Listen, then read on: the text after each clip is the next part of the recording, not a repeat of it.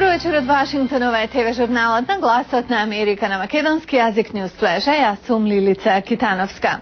Соединетите американски држави го поздравуваат по воспоставувањето на дипломатски односи меѓу Македонија и Косово, а State Department го истакнува и за окружувањето на демаркацијата на границата. Соединетите американски држави срдечно го поздравуваат по воспоставувањето на дипломатски односи меѓу Република Косово и Република Македонија, како и успешното завршување на демаркацијата на заедничката граница. Стои во кусото писмено соопштение на портпаролот на State Departmentот Јан Кели објавено викендов. Американската влада истовремено го подвлекува лидерството на обете земји во, како што се наведува, решеноста на земјите да преземат значаен чекор кон евроатлантската интеграција преку воспоставување на добрососедски односи и зајакнување на регионална стабилност. State Departmentот ја истакнува и посредничката улога на меѓународната цивилна канцеларија во Косово во демаркацијата на границата како значаен елемент на планот на Марти Ахтисари. А од другите вести, иранско официјално лице вели дека Техеран нема да се откаже од своите активности за збогатување на ураниум без оглед на исходот од разговорите со светските сили. Портпаролот на Иранската агенција за атомска енергија ова го кажа за државната новинска агенција само неколку часа пред да започнат разговорите во Виена за контроверзната нуклеарна програма на Иран. А во друга разврска, иранскиот претседател Махмуд Ахмадинеџад го поттикна неговиот пакистански колега да помогне во потрагата по сунитска бунтовничка група за која Техеран вели дека е заднеделниот самоубиствен бомбашки напад во кој беа убиени 6 мина команданти на елитната револуционерна гарда и 36 други лица. Порано денеска пак шефот на иранската револуционерна гарда, генерал-мајорот Мохмед Али Џафари, ги обвини Пакистан, Британија и Соединетите американски држави за поддршка на споменатата бунтовничка група, додавајќи дека британски и американски разузнавачки представници ги обучувале бунтовниците во Пакистан. Американскиот State Department ги отфрла овие тврдења и го осуди нападот. Додека пакистанските трупи продолжуваат со нападите на талебански цели во Јужен Вазиристан, во Исламабад денеска сенаторот Џон Кери и американскиот командант, генералот Дейвид Петреус, се сретнаа со пакистански цивилни и армиски представници. Кери се очекува да дискутира за невоената помош на САД за Пакистан од 7,5 милиарди долари, што е 3 пати поголема помош од досегашната. Пакистанските генерали и некои политичари изразија загриженост дека некои делови од овој предлог закон може да значат повреда на пакистанскиот национален суверенитет. Американската државна секретарка Хилари Клинтон денес ќе представи новата американска политика за Судан по месеци на ревидирање на ситуацијата во оваа проблематична африканска држава. Официјални лица на администрацијата велат дека планот повикува на работа со суданската влада преку употреба на мешавина на притисок и поттици.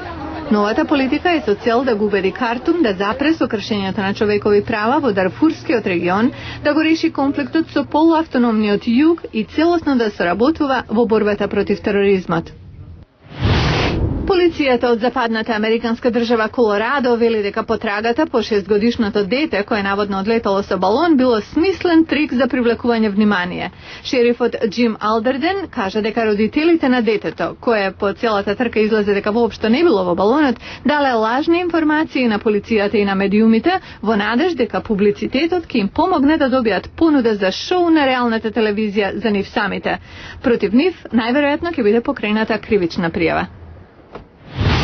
Во 2006 година телевизискиот известувач за ABC телевизијата Боб Вудров беше ранет додека известуваше од Ирак. Од травматичната повреда на мозокот не се очекуваше да се опорави, но не само што се опорави, туку денес тој работи да им помогне и на други американци кои се здобиле со слични повреди во војна.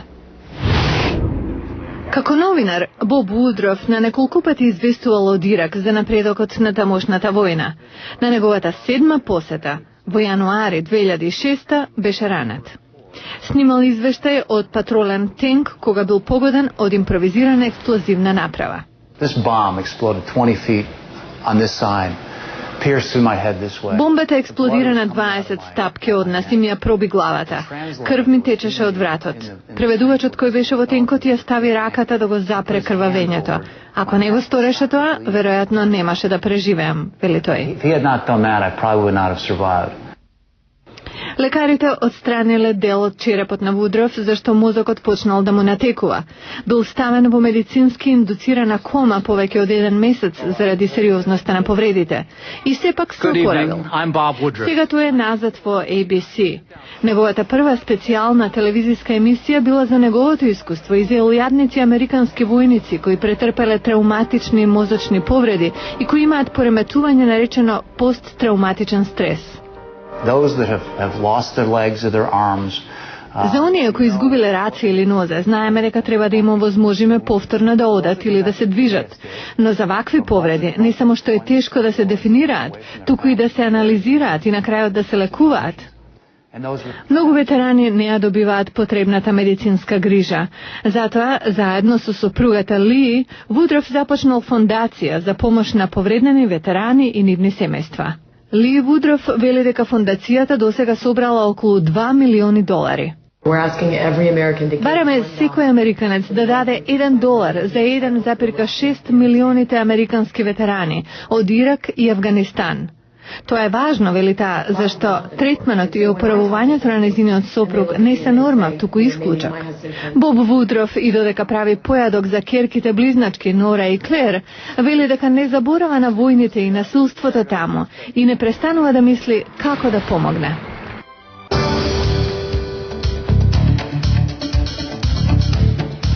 Утре во Newsflash САД се фокусираат на климатските промени.